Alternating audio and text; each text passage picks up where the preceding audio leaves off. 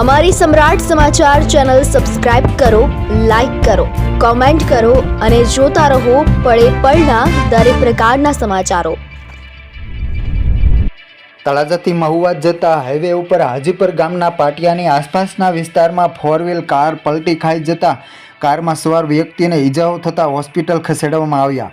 ભાવનગર જિલ્લાના તળાજાથી મહુવા જતા હાઈવે ઉપર હાજીપર ગામના પાટિયા પાસે તેમજ સાંખડાસર ગામના પાટિયા પાસે અવારનવાર અકસ્માત થવાના બનાવો બને છે। ત્યારે આજે તળાજાથી મહુવા જતા હાઈવે ઉપર હાજીપર ગામના પાટિયા પાસે ફોર વ્હીલ કાર અચાનક પલટી ખાઈ ગઈ હતી।